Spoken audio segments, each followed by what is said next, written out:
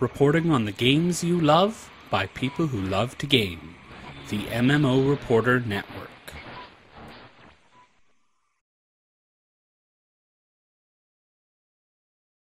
And I am here with Scott from CCP, and we're going to talk a little bit about Eve and Dust 514. So, Scott, can you introduce yourself and tell us a little bit about what you do at CCP? Sure thing. My name is Scott Holden. I am the Director of Content Design for Eve. I do work sort of by proxy on Dust in that one of my writers writes a bunch of the content for the game, so I'm sort of in touch with it to some extent, but of course I'm not familiar with the current state of designs. I can tell you what I know, and I'll refrain from giving out any of my educated guesses. So, speaking of Dust 514, I'm intrigued with the idea of how the two games will interact. Really, two aspects of one game, it seems like to me. Can you go into detail about what that interaction will be? Yeah, well, one of our catchphrases is "One Universe, One War," so it is all one setting. Essentially, the battles that happen, at least at release for Dust, are going to be Dust 514. I have to get myself in the habit of saying the name properly. Dust 514. The battles that happen on the ground are going to be on planets that reside in 0-0 space in Eve.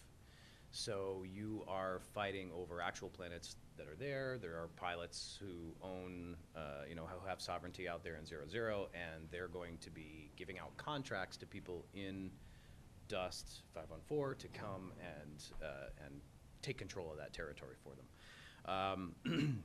So planetary interaction is, of course, the main point of contact between the two. And as they take control of the planet, assuming that you have a corporation, corporations will span both games. So you're not going to have a Dust corporation and an Eve corporation. It will just be we're part of the same corporation. If you're on voice chat together, then you're all talking, despite the fact that you're in two different games. So once you take control of the planet with Dust mercs, and you have control of that area of space as well, you can set up an orbital command center around that planet, and that will allow you to extract more resources than you otherwise would be able to with planetary interaction as it stands right now. So that's sort of one of the benefits that you get from the Eve side, having taken control of the planet. You can send resources into Dust, so you can send money there so that they can, develop their war supply. They'll have more to spend in the battle. One of the limiting factors in Dust is going to be the number of clones you have available to you in the battle. So depending on what your supply is, it's going to become sort of a war of attrition. If your side, it's going to be the same number of players on both sides, but if we're supplied with 60 clones and they're only supplied with 20, then there's a good chance that we're ultimately going to win that battle. So, so the guys in Eve can supply into Dust as much as they think is going to be necessary for them to win this war. That's kind of the basic gist of it.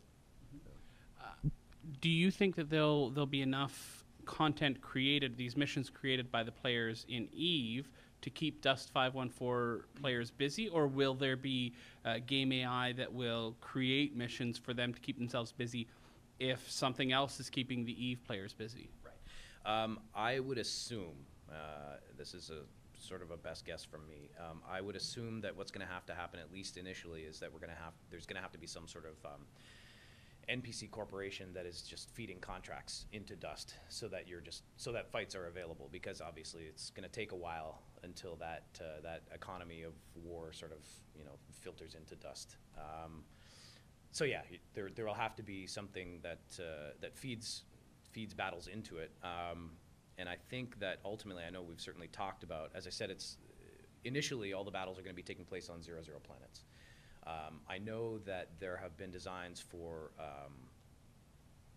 having battles in high-sec, on high-sec planets, and those will be just sort of like your quick pickup fights, where it's no sovereignty is changing hands. People can just sort of jump into a fight. In the beginning, though, I can't say for sure how it's going to work, but there will have to be feeding battles of some kind into the game. Yeah. Will players be able to have the same character in both aspects of the game, or will they need to create a secondary character if they want to play in Dust 514? Yeah, it would definitely have to be a separate character. While they are connected closely. They're still two different games. So you will never have a capsuleer from Eve go into Dust or vice versa. We've talked about at some point, wouldn't it be really cool now that we have Incarna in Eve? Wouldn't it be really cool if you could sort of take your Dust Merc and meet a capsuleer inside a station somewhere, but you'll never have a Dust Merc flying a ship in Eve, and you'll never have a capsuleer picking up a gun in Dust. That'll never happen.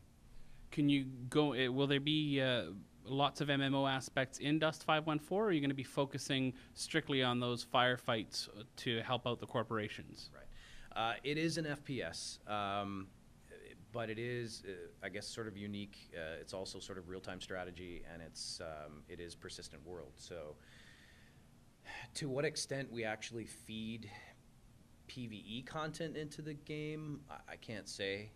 I've heard people have sort of talked conceptually, at least, about having, fights against like Sancha, NPCs or something in Dust. But that's way down the road if that ever happens.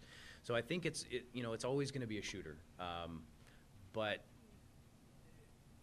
I think that people will be motivated, economically and politically by what's going on in Eve, or at least that's our hope. So that you may have people who have accounts in both games, and so they're just sort of jumping back and forth to help their alliance out in Eve by fighting.